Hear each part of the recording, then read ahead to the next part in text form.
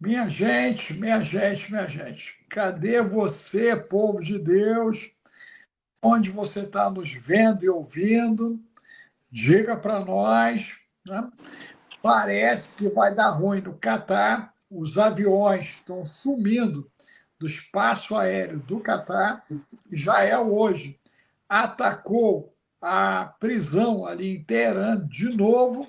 Parece que a turma está indo para a rua. E temos o chanceler russo, agora, o chanceler russo não, iraniano, conversando com Putin nesse dia para ver se consegue alguma coisa. A Coreia do Norte jurou amor ao Irão, porém não tomou nenhuma iniciativa a não dizer que vai jogar bomba na cabeça do Trump. Estados Unidos, San Diego, a bolha apareceu de novo, né? Numa segunda-feira, a bolha apareceu e a turma resolveu ir para a rua. E agora eles querem que pare a guerra não é nossa, e querem tirar o Trump. Os demoniocratas não morreram. Então, alguma coisa aí, a semana, né, ela já mostra, estamos com as bolsas nervosas deste dia, ok? E as moedas também de cripto parece que estão virando um refúgio para a turma e nós queremos entender o que está acontecendo. Então, nosso comentarista direto da Europa, né? Efraim, Global News, o negócio aqui é chique, gente. É Comentarista global, direto ele é da news. Europa. O negócio aqui é sério, o negócio não é café pequeno, não. Você está indo com direito a pastel de nata e tudo, pastel de Belém. Pastel de Belém, tudo aí. Efraim, meu amigo, seja bem-vindo. O que Obrigado. aconteceu, cara? Essas últimas 24 horas parece que o relógio do Apocalipse ganhou mais uns 20 segundos a menos. A verdade é que o ataque direto que o Trump ordenou e autorizou dos Estados Unidos foi um game changing, foi uma mudança de jogo, uma mudança de regras. Os Estados Unidos, de Trump, do primeiro mandato, foi um governo sem guerra, e ele passou muito tempo dizendo que ele era o presidente mais pacífico.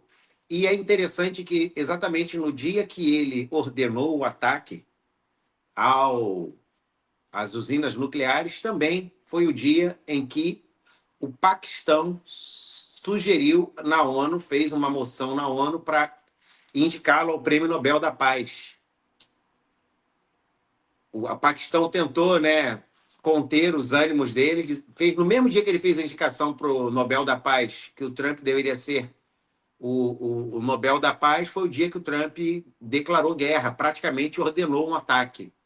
E isso mexeu com as bolsas. Hoje é o dia, né, das bolsas, sempre segunda-feira, a abertura das bolsas de valores no mundo todo é uma abertura bem, bem simbólica, porque dá mais ou menos a resposta do que aconteceu no fim de semana. Mas o que a gente está vendo aí é literalmente um abalo, com um abalo sísmico dentro do sistema financeiro.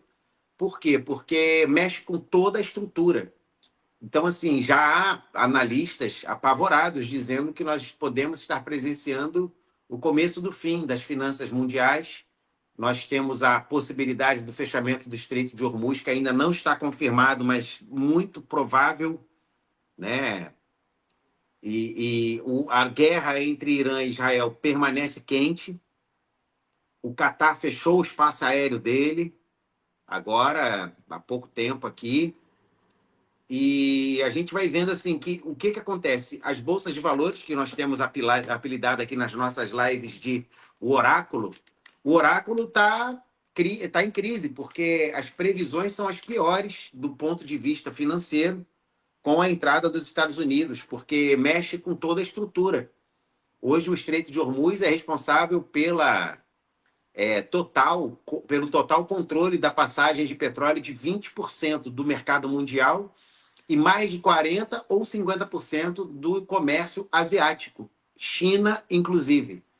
Então, o fechamento do Estreito de Hormuz seria literalmente a desoxigenação da China, por exemplo, que é provavelmente o alvo final de toda essa situação que está acontecendo. E mais, a China fez a compra recorde mês passado de soja no Brasil. Ou seja, a China vem se preparando com muito armazenamento de alimentos, muito armazenamento de petróleo. Já há meses a China vem se preparando para esse momento. Então, assim, se tudo continuar do jeito que está, nós podemos observar aí em breve uma mudança literal de funcionamento financeiro do mundo. E as bolsas de valores, elas são como o termômetro, elas sentem isso da maneira mais clara possível. Esse processo, Efraim, ele é interessante, né? Você até abordou na imersão cripto, né? Que está gravada, tá, gente? A imersão está gravada e você deve fazer parte disso, para você entender e entrar no grupo de acompanhamento, que é o universo cripto, né? Em cima disso. O que a gente observou é que no sábado, naquelas quase 6 horas de explicação, né? Você anteviu que o que é agora a tendência que vai se estabelecer. Né? Quem tem, tem, quem não tem, parece que vai ter menos, e quem não estiver sofrendo nenhum tipo de acompanhamento pode se surpreender com o desaparecimento do pouco que tem. Você acredita que essa tendência, né, ela foi calculada e ela é intencional por parte agora desses grupos gestores do mundo, né? Porque eles ativaram o efeito baleia, o efeito tubarão, e agora a turma está tudo desorientado. Né? Então, o combustível já subiu, né? O barril de petróleo já subiu, e com ele vai subir tudo. E a Eu avisei Europa já ontem. sofre com uma inflação que não era comum, né? O europeu e o americano também sofrem com uma inflação que não era comum ao americano. Brasileiro, nós já pegamos inflação de 46, 48, 52% ao mês, né? Como os argentinos, aí, os irmãos. Mas a turma da Europa e a turma da América do Norte não está acostumado com uma oscilação abrupta. Como é que fica esse público no meio de todo esse processo daqui para frente? Bom, o que acontece é o que você falou. Primeiro, você colocou combustível ontem, depois da live? Não consegui.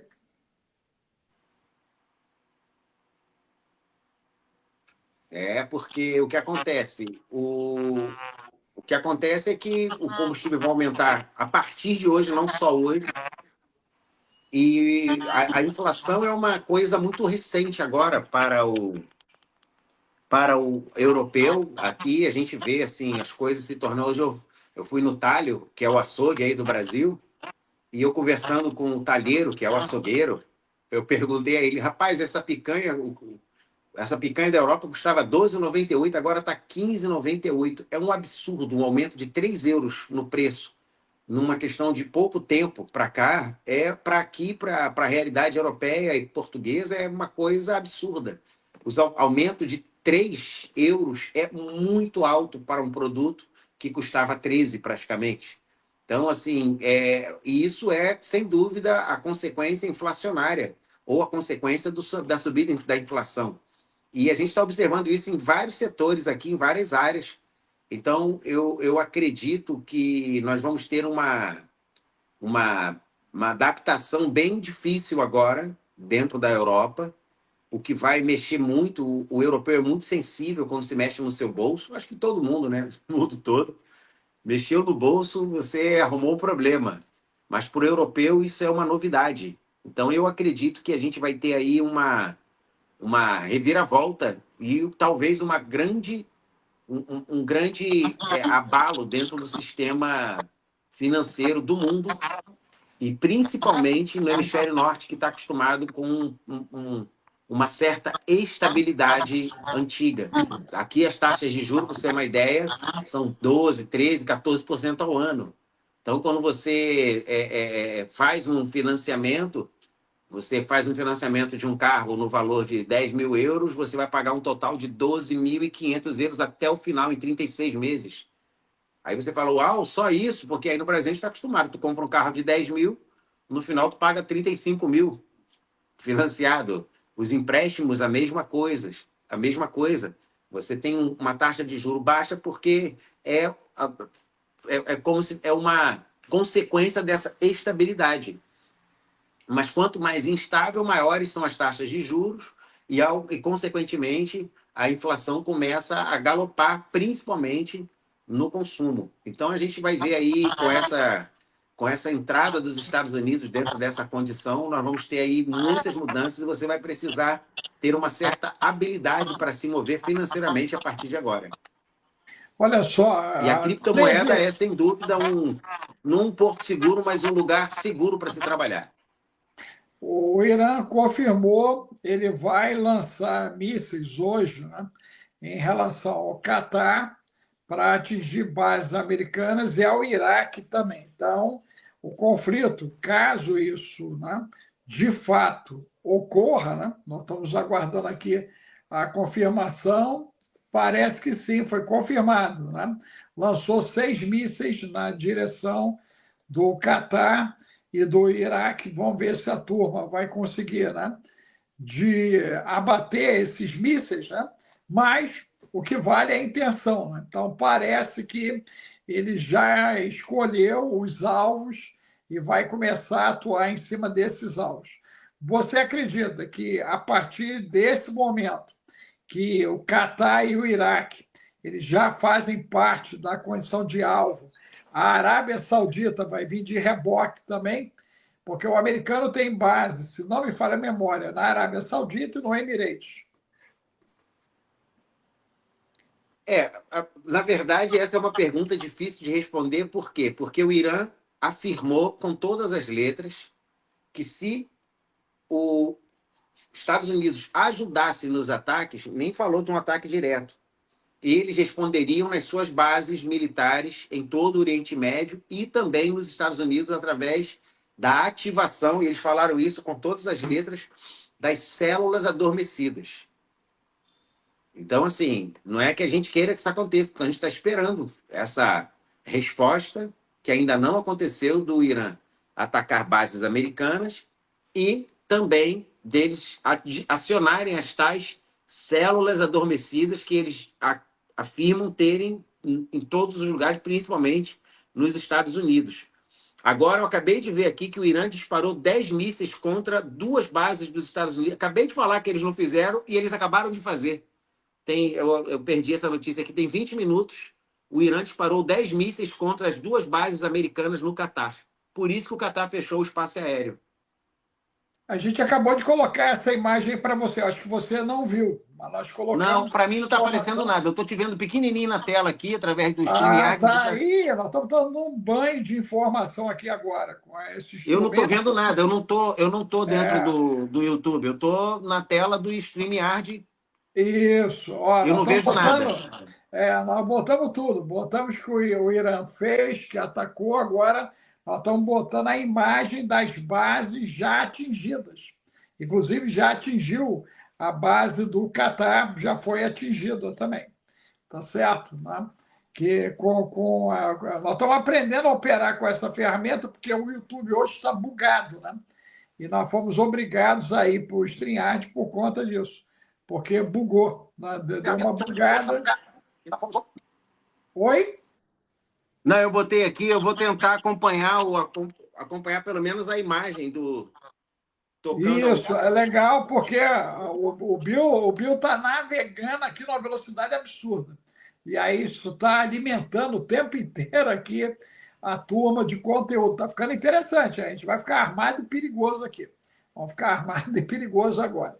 Mas, meu amigo, olha só, então o bendito do conflito, né, ele começou a segunda-feira com tendências de escalar, porque, né, Catar e Iraque já é mais 2 países aí envolvidos, né, dentro do processo.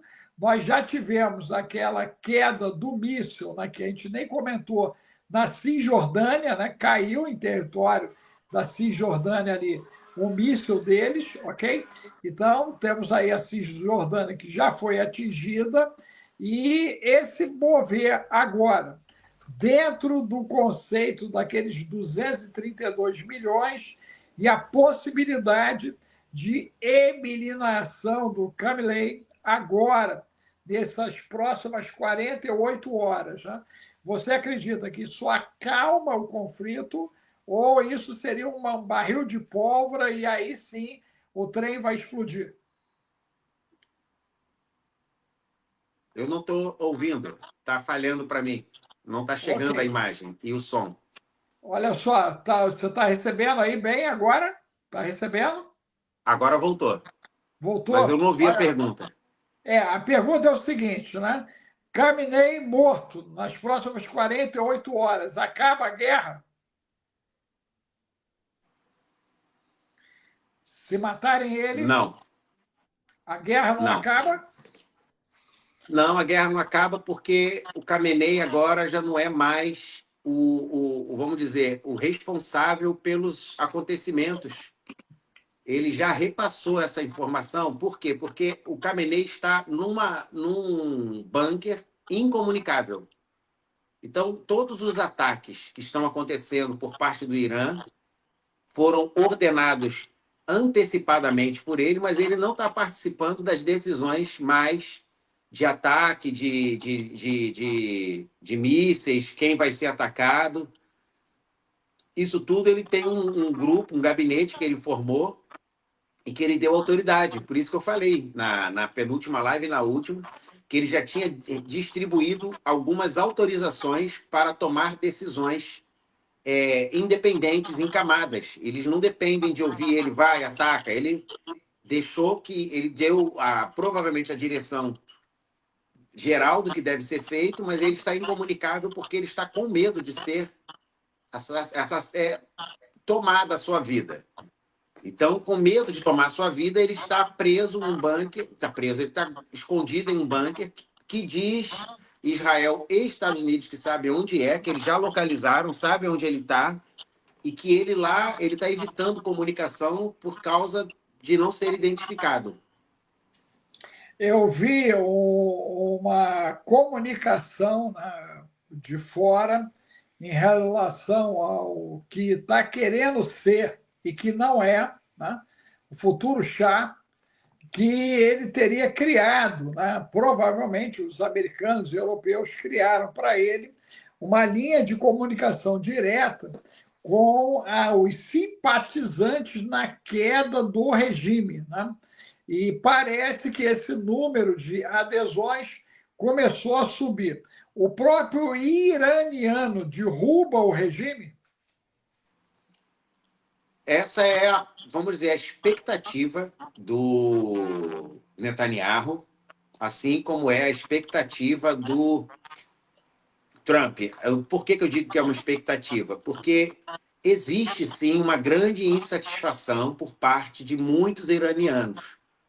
Mas por causa do controle de comunicação, derrubada de internet pelo próprio regime, o regime, o que ele fez? Ele cortou. Os iranianos não têm acesso ao que está acontecendo no mundo. E como o mundo está vendo essa atividade. Mas lá nós vimos o que foi feito por um grupo que representava o regime em Londres contra iranianos que marchavam à porta da embaixada iraniana, acreditando que em Londres, na Inglaterra, eles gozariam da liberdade de expressão. O que não foi bem o fato, porque eles apanharam feio, né, e foram hospitalizados por terem feito aquilo. E eu achei isso bem simbólico, porque você está num país que tem uma percepção de liberdade grande, como a Inglaterra, a Grã-Bretanha, lá em Londres, e de repente as pessoas que estão protestando pacificamente na porta da embaixada sofrem uma surra e só são atendidos, mas não foram presos os agressores. E eu acredito que os iranianos ali experimentaram uma péssima impressão de que eles estão fora do país e por isso estão livres das garras do regime. Eu acredito que o regime iraniano mostrou que ele tem influência e consegue alcançar pessoas em várias partes. Se eles conseguem alcançar pessoas na Europa, o que não se fará dentro do próprio país? Então, para haver um levante da população contra o regime, haveria de ter, pelo menos, uma liberdade de comunicação, coisa que eles não possuem hoje, nem a liberdade e nem a condição de reunir pessoas, de ter uma comunicação entre a população. Você acha que esse é o momento do Elon Musk com a Starlink ali? Os satélites podem liberar esse acesso à população, como foi feito aqui no Rio Grande do Sul, quando tivemos a tragédia o ano passado? É, é muito difícil a gente dizer que pode ser feito exatamente igual, mas quanto maior o controle que um governo exerce sobre a sua população, e não é o caso aí do Brasil, mas nós vimos que assim, se não há uma intenção do governo em deixar que as pessoas façam, expressem, quanto mais num governo totalitário de pressão total, como é o caso do regime iraniano. Eu acho muito difícil que a população consiga ser assistida e também que a população tenha algum tipo de voz ativa dentro do Irã hoje. E também não está bem claro se a população toda está com essa satisfação ou qual é a porcentagem dessa população. O termo opressão total é interessante, né, cara? A sigla é PT, né? Eu creio que foi só uma coincidência de perda total, que é PT, né? E de pane, né? No Tietê, né? Choveu e deu ruim no Tietê. Da PT também, quando as coisas acontecem ali. Então, PT é sempre um termo meio complicado, né? Mas Eu a vou, ideia do eu que vou nós. pedir para. Deixa eu fazer um teste aqui com fone, que eu estou vendo interferência. Às vezes se melhora quando eu ponho o fone com o microfone. Ok. Então, Vê se está melhor então, agora a voz. tá, você que de vez em quando sai de tela, você sai de tela de vez em quando, ok? A, a internet ela está um pouco instável hoje, né? Em vários lugares aí. Você está me recebendo bem? Agora ficou ruído, está com ruído. Ficou pior. Você está me ouvindo bem agora? Bom, vamos tentar de novo. Com fone não funcionou. Continua com Você está me interferência. ouvindo? Você está me ouvindo aí? Está me ouvindo? Tô te ouvindo. Vamos fazer um Tá. teste? Se Sim. você me permite, eu vou tentar entrar. Como a gente está no StreamYard, eu acho que é melhor eu tentar entrar pelo computador. Pode ser, dá uma Porque eu saída. entro com o telefone, porque no Juntos do YouTube só dá pelo telefone, né? Sim, sim. Pode ser, pode ser. Vamos ver. Aí você vai ter que sair, né? Eu vou sair e volto já já, só um minutinho. Tá certo. Então, enquanto o Efraim vai sair, nós vamos estar falando, né, sobre essa imersão cripto, a imersão cripto, ok? Que foi realizada, né, nesse último sábado, ela está gravada. Você que não fez, você deve fazer, tá? Ela já está com valor promocional. Foram 6 horas de informação, inclusive ensinando a turma a abrir a sua carteira cripto, ok? Você abrir a sua carteira e você, inclusive, ter a sua própria carteira de custódia, né? Em cima disso. Então, foi um material riquíssimo que foi compartilhado, né? E alguns de nós, eu inclusive, tivemos a oportunidade, né, de termos acesso a essa informação. Ela ficou gravada e, se você tem interesse, eu creio que é um bom caminho agora. Por quê? Nós estamos com as bolsas alterando, nós estamos com uma série de taxações acontecendo em vários países do mundo, ok?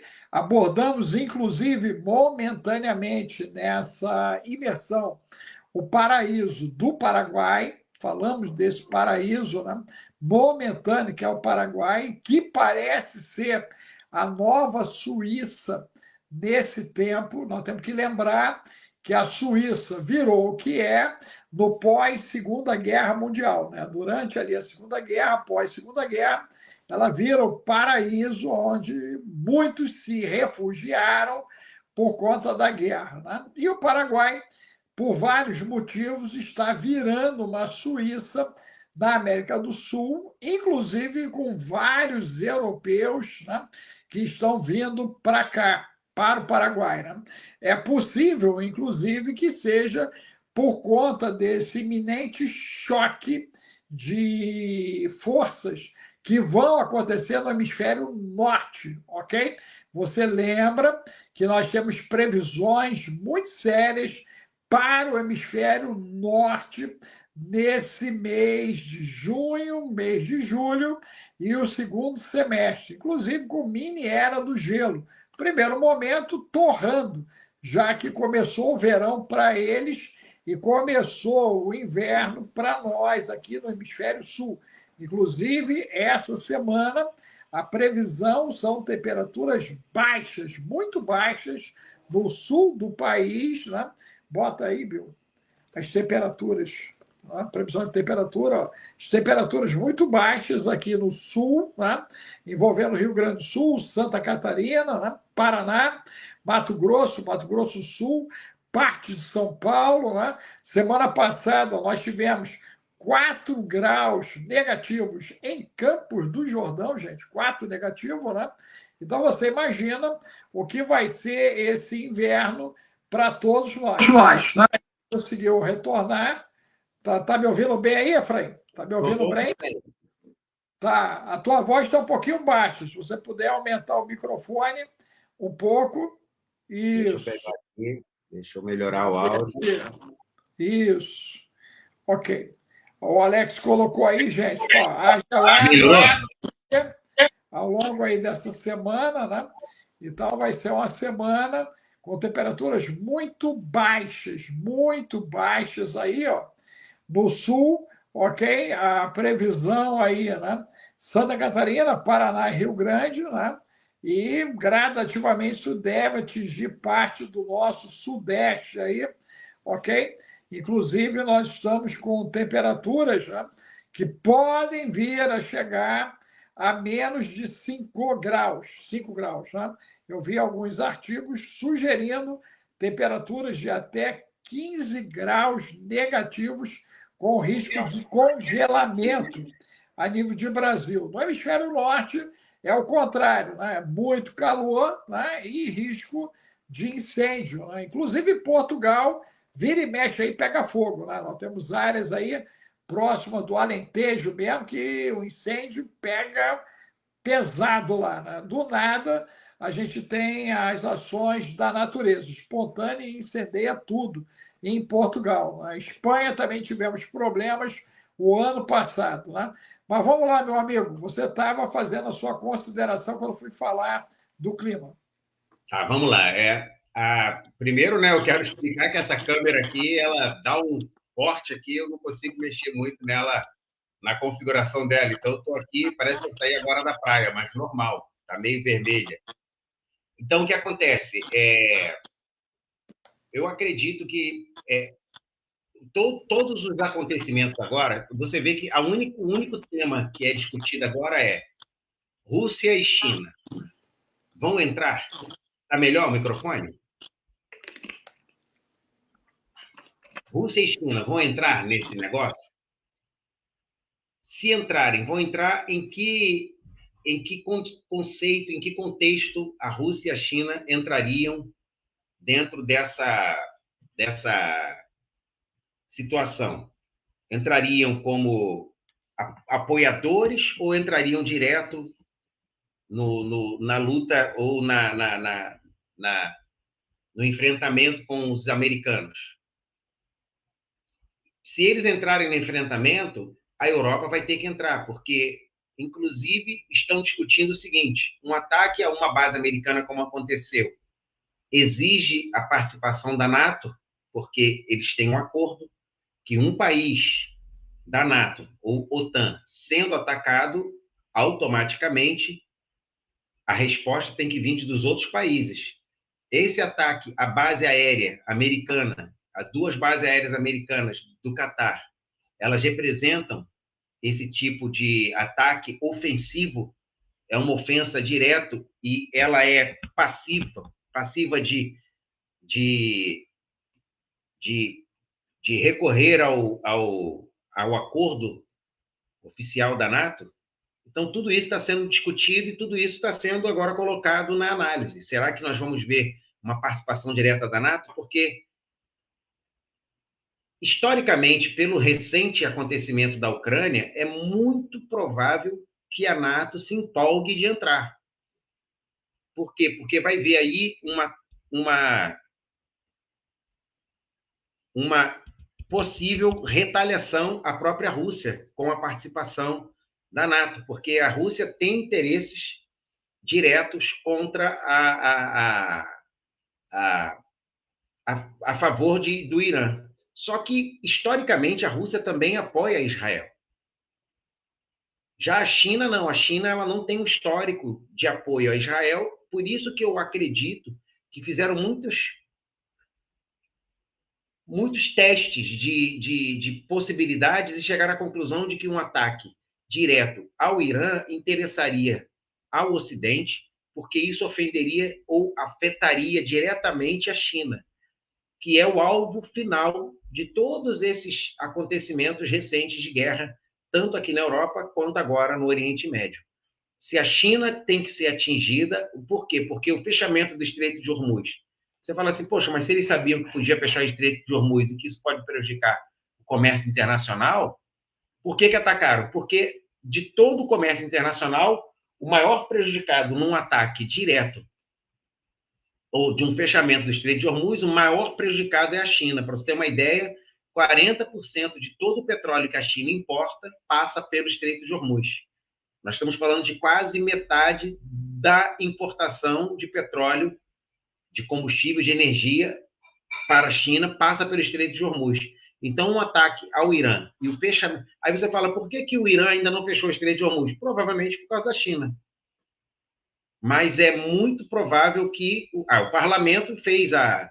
É verdade, o parlamento aprovou, mas ainda estava passivo de uma aprovação do próprio Khamenei, porque o parlamento aprovou, mas quem dá a palavra final lá é o líder supremo, é ele quem diz, fecha.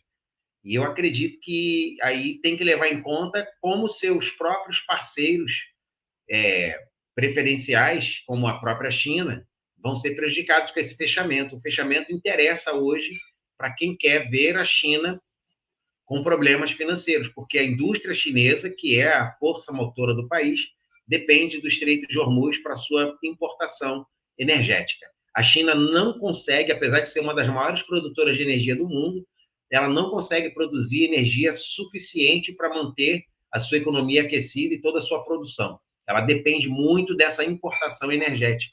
E o Estreito de Hormuz é a porta de entrada para essa produção, como eu falei, quase 50% do que eles importam passa por ali. Agora, Efraim, nós temos, né, 4 pilares dentro dessa guerra. Né? O primeiro pilar é que a justificativa seria uma bomba atômica que está anunciado desde 2010. São quase 15 anos aí que a turma vinha anunciando isso, e, de repente, depois de a faixa de gases ser arrasada ali, né?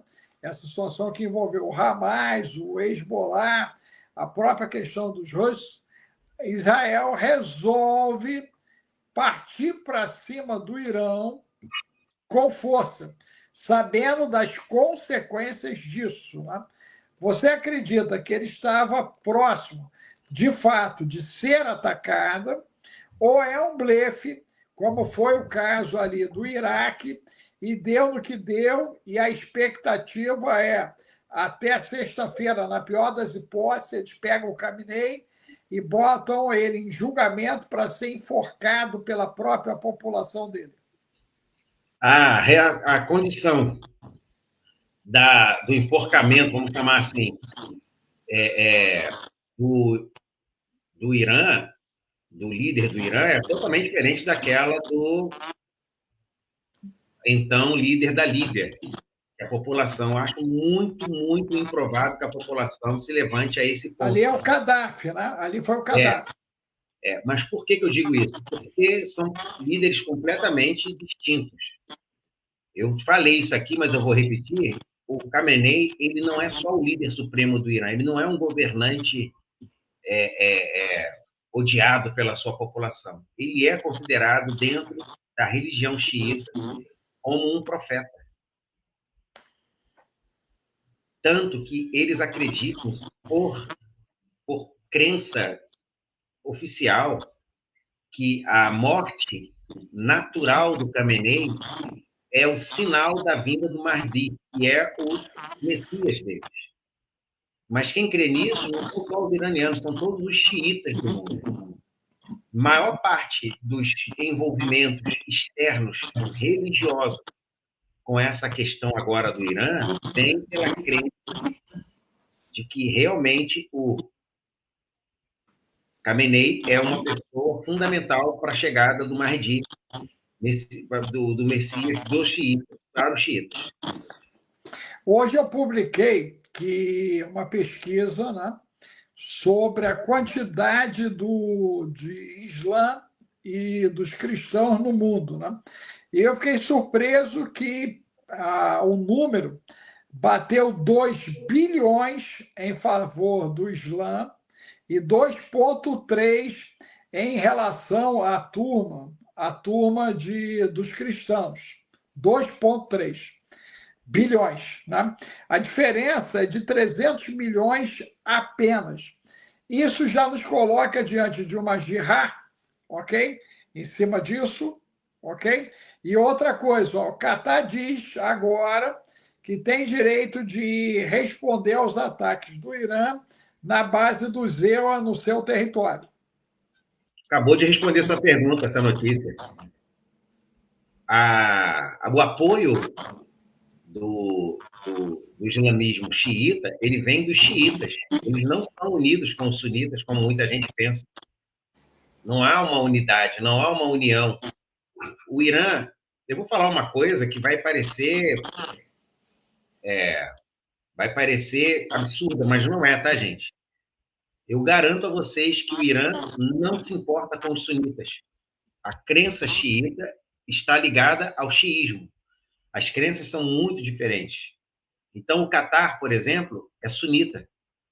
E eu não duvido que o Catar entre nessa luta e, se bobear, daqui a pouco eles vão arrumar um jeito de atacar a base aérea da Arábia Saudita. A Arábia Saudita vai entrar também. Se eles atacarem a base... Porque aonde estão as bases aéreas dos Estados Unidos? Com seus aliados sunitas. Arábia Saudita, Bahrein, Catar. Todos esses países têm bases aéreas americanas. Todos eles vão ser alvos cada vez que o Irã atacar uma base aérea em um país sunita, aí esse país vai atacar, contra-atacar, porque eles também querem se livrar do regime iraniano, do Irã. Eles não são unidos. Você acredita que a Rússia ela entra nisso, de fato, né? Nós temos um pessoal nos ajudando aí, colocando, né, o valor para empurrar a live, né? E a pergunta é: a Rússia está por trás desse ataque no Catar? Isso já seria uma orientação da Rússia para poder expandir o conflito na região? Ou você acha que o Putin, de fato, vai fazer o efeito Pilatos e vai lavar a mão? O Putin ele é um aliado declarado, porque eles assinaram um acordo de cooperação militar e defesa mútua ano passado, retrasado, com o Irã. Ele tem obrigação de ajudar o Irã. Entre ajudar e fazer o que os Estados Unidos fez, tem uma grande distância. Ele jamais vai ajudar atacando diretamente algum inimigo ou adversário do Irã. Por quê? Porque a Rússia não pode dar justificativa para os Estados Unidos entrar com a OTAN na totalidade contra a Rússia aqui na Europa. A não ser que eles já tenham feito a medição e chegado à conclusão de que não tem outro caminho, não tem mais o que fazer, a não ser tacar fogo no parquinho, como diz aí no Brasil.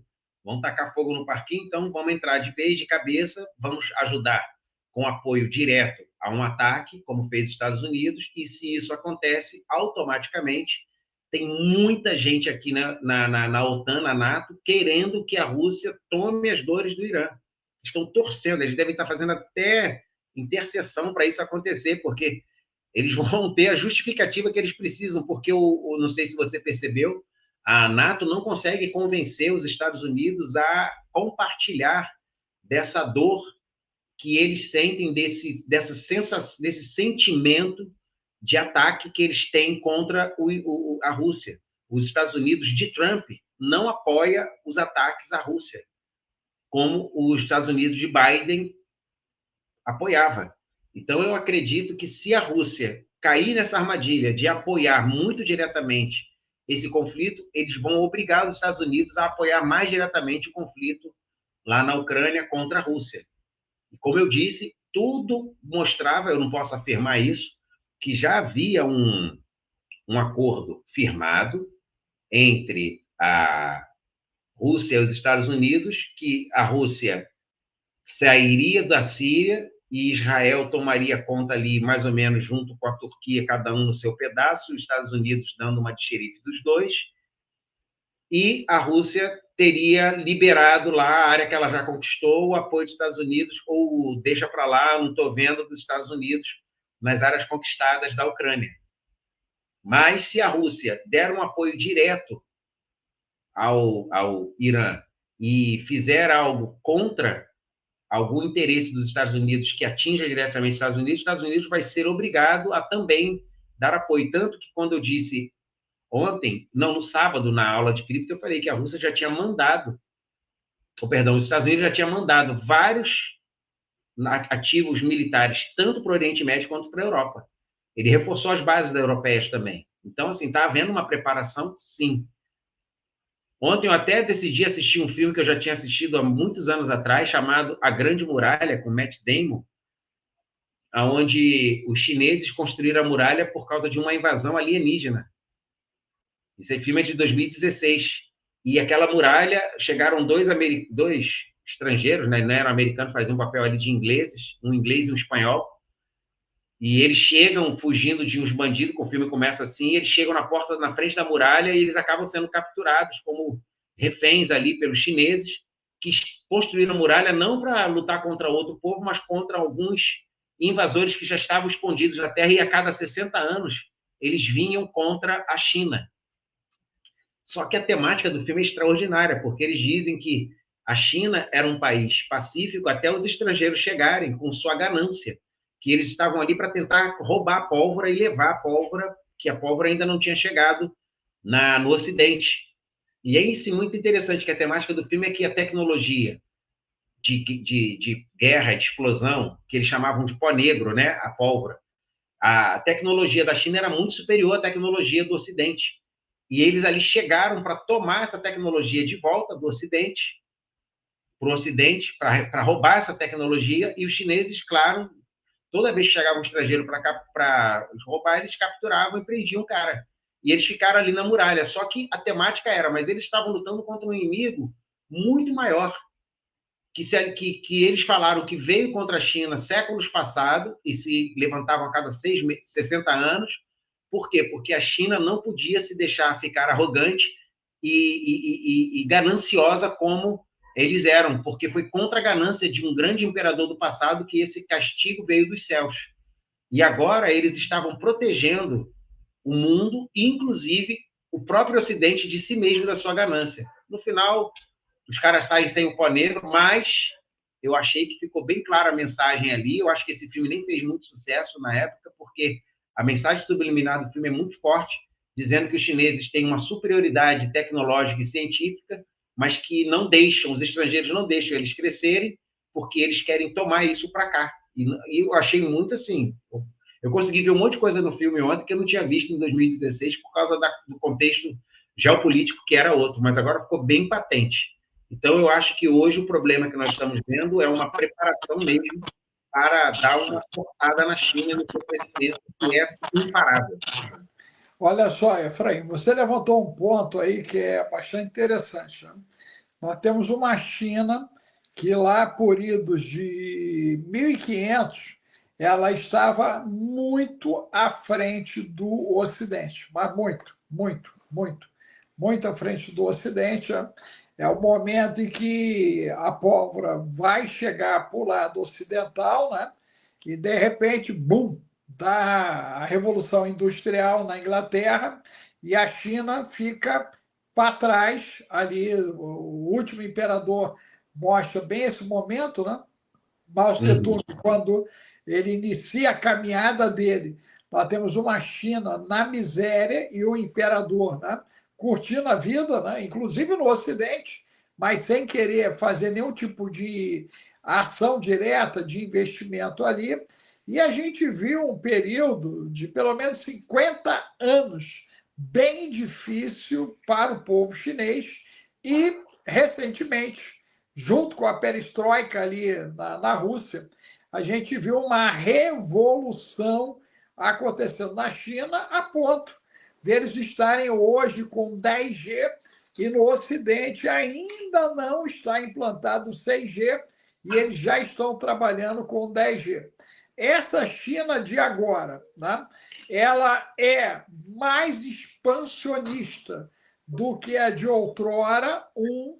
Dois, o fato deles terem sido atacados pela Inglaterra, a questão do Reino Unido na guerra do ópio ali através da Índia.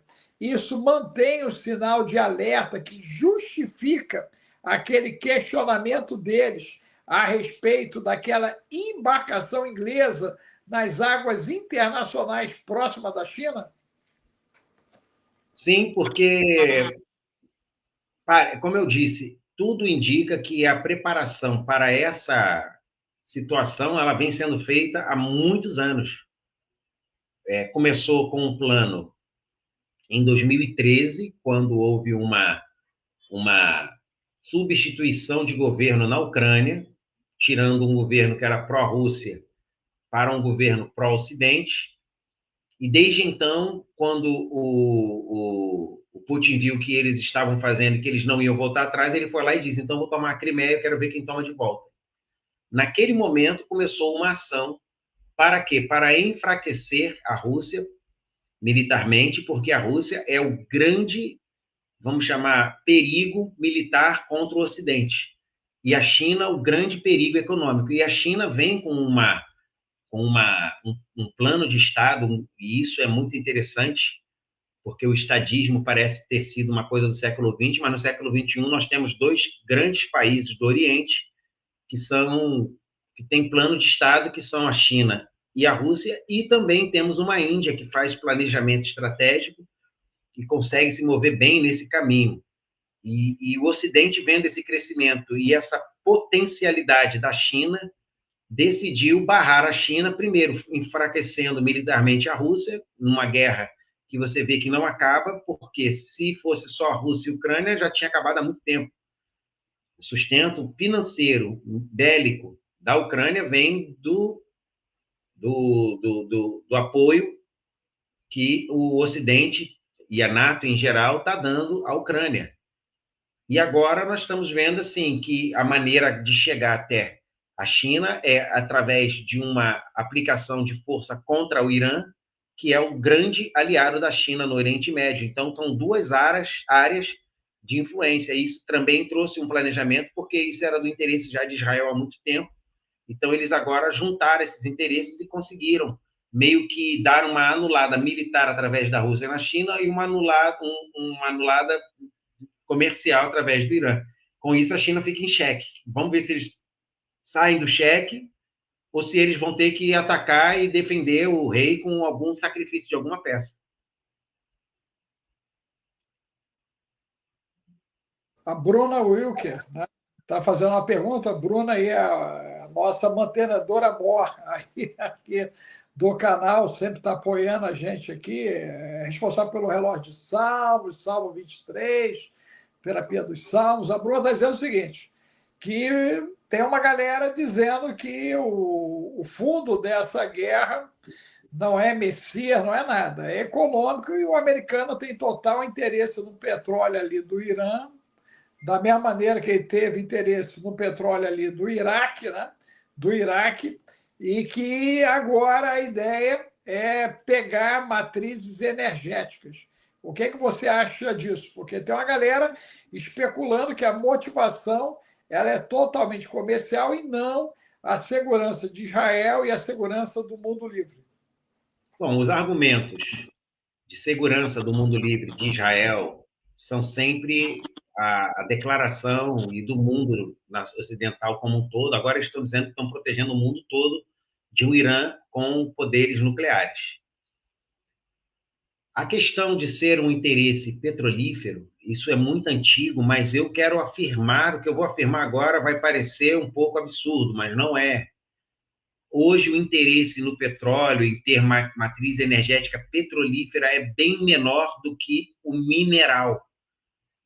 Por exemplo, aquela coisa do Trump dizer que vai pegar a Groenlândia para se proteger é interesse. A Groenlândia é um país riquíssimo em minério. O Trump disse para a Ucrânia, para o Zelensky, que se ele quiser que os Estados Unidos continue dando o apoio integral que ele vinha dando, que ele entregasse 50% do chão da riqueza mineral da Ucrânia para ele. Então, assim, hoje os interesses energéticos não estão mais no petróleo. Não que não seja importante, mas, por exemplo, já existem reservas de petróleo em várias partes. A própria China vai ter prejuízo de importação, mas ela tem uma reserva absurda de petróleo, assim como os Estados Unidos e os grandes países fizeram grandes reservas em petróleo. Então, dizer que os Estados Unidos vai fazer tudo isso só para pegar lá mais plantas energéticas de petróleo é assim, é meio que atrasar um pouco coisas que são mais modernas. Hoje estão atrás de minerais que são os principais minerais, que são aqueles que alimentam a indústria da tecnologia, da inteligência artificial, dos chips, dos supercondutores. Isso sim são os interesses maiores que os países detêm hoje acima de qualquer outro. Eu acredito, sim, que o que estão fazendo ali tem uma vontade clara e declarada, praticamente, de que eles querem parar o avanço da China com seu Belt and Road, que é esse cinturão que eles querem fazer, onde eles controlariam todo um comércio independente do Ocidente e insancionável pelo Ocidente. Ou seja, o Ocidente não poderia sancionar se eles têm uma passagem direta para esses lugares. Eles cortaram ali. Como é que pode, uma semana depois que a ferrovia China-Irã é inaugurada, há um ataque do Israel ao Irã? Verdade. Agora nós temos aí a japonesinha, 5 de julho, né? E tínhamos mais um acontecimento aí, né? 5 de julho entra nessa cena porque o Japão está quieto, né? O Japão está em estado de expectativa, ansioso, porque pode ser que eles tenham que enfrentar um perigo iminente, catastrófico, natural. A Ryo Tatsuki, que é uma japonesa que escreveu mangá em 1980, ela começou a ter muitos sonhos estranhos. Eu peguei aqui e fiz uma pequena biografia dela para a gente entender isso. Eu prometi ontem que falaria disso. Eu falei que daria para falar hoje sobre ela e sobre os portais, mas nós já tivemos aqui quantos minutos? 50 minutos de atualidade. Não dá para falar dos portais hoje, porque o assunto seria o portal de Jerusalém. Será que tem um portal? Foi até um rapaz chamado Rubens que levantou essa bola ontem, né? Mas vamos aqui. A Ryo Tatsuki, ela é uma japonesa, escritora de mangá, mas ela começou a escrever mangá porque em 1980 ela começou a ter sonhos muito estranhos, que pareciam visões do futuro. E como ela era desenhista, o que ela fez? Ela começou a colocar em desenhos aqueles sonhos. Por volta de 1985, ela começou a anotar todos os sonhos que ela estava tendo. Em 90, ela decidiu transformar os sonhos em mangá e desenhou essas visões.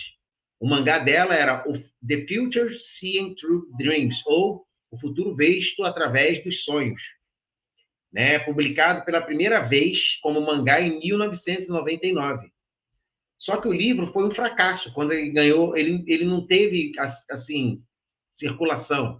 Era um livro que falava de um sonho de uma pessoa desconhecida, de uma mangá, o mangaka, como são chamados os escritores de mangá lá no Japão, tem muitos famosos e ela não estava entre eles e ela não era cotada como alguém que as pessoas leriam. E o que aconteceu? Só que em 2011, um dos sonhos dela era que ela tinha falado, eu vou falar aqui as coisas que ela falou, mas Fred Mercury, a morte da princesa Di, ela viu datas e ela acertou assim as torres, ela viu muita coisa que aconteceu naqueles sonhos. Só que em 2011 aconteceu o vazamento. Primeiro, o tsunami que aconteceu, que quase destruiu o Japão. E ela teve um sonho com esse tsunami e ela deu data. Ela disse, em 2011 vai acontecer um grande abalo, um terremoto que vai trazer um grande tsunami para o Japão e vai ter muita destruição no nosso país. Quando isso aconteceu em 2011, as pessoas começaram a falar desse mangá, porque o mangá tinha acertado com uma precisão vários eventos, só que o de 2011 abalou. Então, eles começaram a procurar começou a se vender absurdamente. Ela falou, por exemplo, do terremoto de Kobe, em 1995, a morte da princesa Dai, o ataque às Torres Gêmeas, o tsunami de Fukushima, o tsunami de 2011, com a destruição e o acidente de Fukushima, ela cita a usina de Fukushima, com vazamento, e falou da pandemia. Ela falou também que sonhou que em 2020 ia ter uma gripe que sairia da China e que faria o mundo todo parar e que as pessoas seriam afetadas no mundo todo.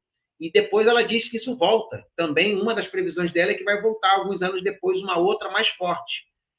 Mas ela dividiu o mangá entre as partes que ela tinha sonhos proféticos e as coisas com a vida pessoal dela, em duas partes. E ela disse, ela também tem uma fixação pelo número 15, dizendo que quando o sonho dela não acontece exatamente naquele dia, vai acontecer 15 dias depois, 15 meses depois ou 15 anos depois. Então, assim, ela acredita nessa questão desse cumprimento quinzenal, seja dia, semana, meses ou ano.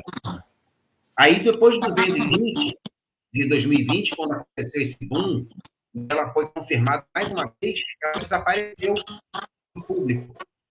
E foi para um lugar que ninguém sabe aonde ela estaria, mas ela está no Japão. E ela disse, olha, em 5 de julho vai haver um choque entre duas grandes placas que ela chamou de 2 dragões, que realmente ela desenhou 2 dragões no fundo do mar, no mar do Japão, e que ele vai causar um tsunami que vai detonar toda a área, toda a região. O Japão, a China, a Tailândia, todo mundo vai ser afetado por esse tsunami, sendo que o Japão vai ser coberto praticamente pelas águas. Isso justificaria, em parte, esse estado de estar calado do Japão, né? Porque o Japão não se pronunciou em nada a esse respeito. A França também está bem quieta, né? Nesse momento também, ok? E o próprio Reino Unido fez aquela movimentação, mas todo mundo parece que entrou no módulo, estamos esperando alguma coisa. Essa é a tua percepção também? Bom, veja, eu estou passando o que aconteceu com ela, só que assim, o número de acertos precisos dela é tão alto, praticamente 100%, que os próprios japoneses, eu vi um vídeo de uma japonesa, de uma sino-brasileira, nipo-brasileira, sino é chinês, uma nipo-brasileira que vive no Japão, dizendo que o turismo está literalmente parado lá no Japão, porque as pessoas estão cancelando as viagens porque estão com medo dessa previsão. Então, assim, já virou um caso econômico para o Japão, que vive de muito parte de turismo, e o turismo praticamente parado, porque está todo mundo com medo de ir para o Japão e ter que enfrentar essa situação. Nós estamos hoje no dia 23 de junho, ou seja, estamos aí a poucos dias desse acontecimento provável.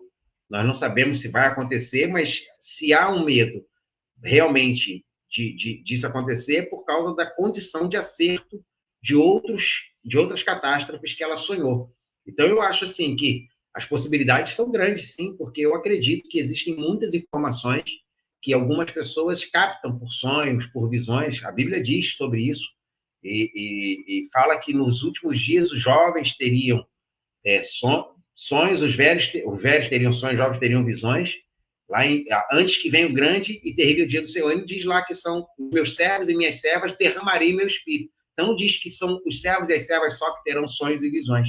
Então a gente tem que levar em conta que alguém que fez, e ela não fez isso para divulgar, ela não usa isso para se promover, para ganhar dinheiro, para ser celebrada, pelo contrário, ela desapareceu da mídia, e ela leva uma vida bem pacata e escondida. Então, assim, nós temos que levar muito em consideração quando alguém não se aproveita de uma situação dessa, qualquer outro teria. Aí está cheio de adivinho aí no Brasil e em outros países, se aproveitando de alguns acertos, dizendo que são, né, e fazem aí uma série de inserções no mundo por causa dessas previsões que muitas vezes são acertos bem próximos, mas o dela não, ela não se aproveitou. Então, assim, quanto mais ela se esconde, mais digna de crédito parece que ela se torna. O Silva conseguiu aborrecer todo mundo, né? O Brasil acordou chateado de domingo para segunda, né?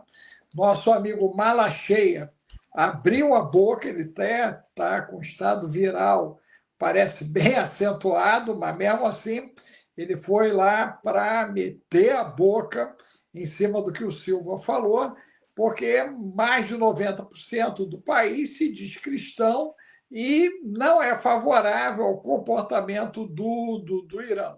Essa posição brasileira, nesse contexto, isola o Brasil. Você acredita que nós vamos ficar isolados porque nós estamos no Ocidente, momentaneamente, lá, geograficamente, até que as placas se movimentem aí, quer dizer, nós ainda somos aqui América do Sul, e o Silva resolveu meter o dedo na cara do Trump e do Benjamin e dizer que os caras estão errados. A verdade é que, assim, chega uma hora que uma pessoa ela vai perdendo a credibilidade internacional ao ponto de ninguém se incomodar mais com o que ela diz, né? E parece que, infelizmente, o líder e o governante, né, do Brasil, ele chegou a essa condição. As coisas que ele diz, as coisas que ele fala publicamente, não causam mais. Antigamente, eu lembro que no passado, quando ele falou uma coisa e se meteu lá numa situação de Israel, o primeiro-ministro, que também era o próprio Netanyahu, falou que ele era um anão diplomático, o Brasil era um anão diplomático que não tinha voz naquilo que estava dizendo, se incomodou. Agora parece que já não incomoda mais. É como se ele estivesse falando para chamar atenção para ele, e o pessoal, deixa os holofotes chegarem nele lá, porque aquilo que ele está dizendo está perdendo a credibilidade. E essa compra da China de grãos, o ano passado, eles já tinham comprado com a Arábia Saudita 400% a mais. E estão fazendo cidades de silos para acomodar o grão. Isso já anterior ao ano passado. O fato de nós estarmos aí com a possibilidade de uma escalada da guerra, né? Quem tem estoque vai sair na vantagem, 1. 2, a Europa, que ela não tem como ter agora esse estoque estratégico, ela não consegue produzir essa demanda daquilo que ela já tem. Nós podemos pensar numa Europa com problemas graves até o final do ano? O que tudo indica é que nós vamos ter, sim, uma ação nós não sabemos, eu ainda não estou certo do que vai acontecer diretamente.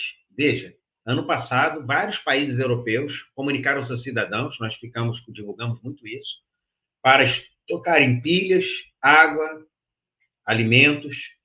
Eu tenho um estoque aqui de manteiga de amendoim, que eu acho que é um super alimento, que quem mora aqui em Portugal, que está assistindo aí, tem uma manteiga de amendoim muito boa, que vende barato no Lidl, de vez em quando, que é a McKennedy, que é a marca McKennedy americana, que vem 650 gramas por 3 euros praticamente, e é muito boa de sabor. E por quê? Porque existem coisas que são superalimentos, enlatados, e os governos aqui alguns governos distribuíram para a sua população um manual de sobrevivência, incentivando a população a guardar e ter estoque dessas coisas todas. Eu sempre fiz isso, não foi por causa disso, eu já faço isso desde que eu estava no Brasil, anos atrás, estou aqui há 4 anos, e não deixei essa prática. Inclusive, quando eu vim embora do Brasil, doei muito alimento para ação social, porque eu tinha estoque lá com plastificado. Eu tenho no Brasil ainda máquina de plastificação, lá no apartamento que minha cunhada mora, minha sogra, e tenho aqui também a máquina de plastificação para poder preservar mais os alimentos também, mas como eu passei a me alimentar mais de proteína do que de grãos e carboidrato, eu hoje dou prioridade para fazer armazenamento de proteínas, tanto vegetal quanto a principal. O animal não dá, né? Está na arca, no freezer, mas a gente tem priorizado, assim, por exemplo, tem uma proteína que é muito conhecida que as pessoas esquecem, que é o leite condensado. O leite condensado foi inventado para a guerra, na Primeira Guerra. Era um leite que podia carregar o soldado e misturar com água para fazer leite. Já vem assustado. A gente acha que leite condensado é para cozinhar, é para fazer cozinha. Mas o leite condensado ele tem como prioridade o armazenamento e o guardar desse leite. O leite condensado, você carrega ele e você... Então, assim, tem um monte de técnicas aí, você entra aí em canais de sobrevivência, tem um monte de técnica de armazenamento de alimentos. Por que isso é importante? Porque você tem que estar preparado para o inesperado. Agora, dizer que isso vai vir por causa da guerra, de uma catástrofe, de algo que as grandes corporações e pessoas muito poderosas estão se preparando para algo assim. Nós não sabemos o que é. Então, eu não sei, eu não estou certo que vai ser a guerra, que vai ser o fechamento do Estreito de Hormuz, se vai ter uma guerra Oriente e Ocidente, mas eu sei que algo vai acontecer e que os países daqui do Hemisfério Norte têm se preparado para isso. O Alex pegou aqui o que você disse, vai conseguir colocar em tela aí para a galera poder ver, né? Esse trem ficou bonzinho, cara. A gente só tem que ver como é que nós vamos pagar o Bill para fazer tudo isso aí que ele está hoje. Ele está me ajudando aqui em cima disso, esse bug aí, né? Leite condensado surgiu no século XIX, não como produto de guerra, mas sua popularidade cresceu durante a Guerra Civil Americana, Primeira Guerra Mundial, onde se tornou um alimento essencial para os soldados, devido à sua longa durabilidade e alto valor energético. A invenção é atribuída ao Guy Borden, que patenteou o processo de condensação do leite com adição de açúcar em 1856. Tá aí, ó, Efraim. Mandou bem. Parada é séria, hein? Parada é séria. Eu fiquei sem ter o som, Efraim. Não saiu o som. Você está me ouvindo? Acho que interrompeu aí. Efraim, está me ouvindo? Eu acho que ele caiu, hein? Acho que o Efraim deu uma caída. Isso. Vamos ver se ele retorna. Vamos ver se o Efraim consegue retornar, gente. Mas olha só, interessante, hein? Interessante essa questão do leite condensado, né? Tem que dar uma olhadinha no que eles estão botando agora. Se você conseguir produzir o leite condensado em casa, é interessante. É interessante. Maionese, eu sei que a turma faz e faz bem, né? Nosso pessoal do Sul faz maionese muito bem à base de ovos, né? O pessoal produz a maionese e é uma delícia essa maionese que a gente pode chamar de caseira, né? A origem da maionese. Agora, o fato é, gente, que nós precisamos tomar agora medidas corretivas ao longo dessa semana. Nós vamos estar iniciando o Universo Cripto, ok? O contato está aí, ó. O zap, o 21 995 31 34 49. Zap 21 995 31 34 49, Zap 21 995 31 34 49.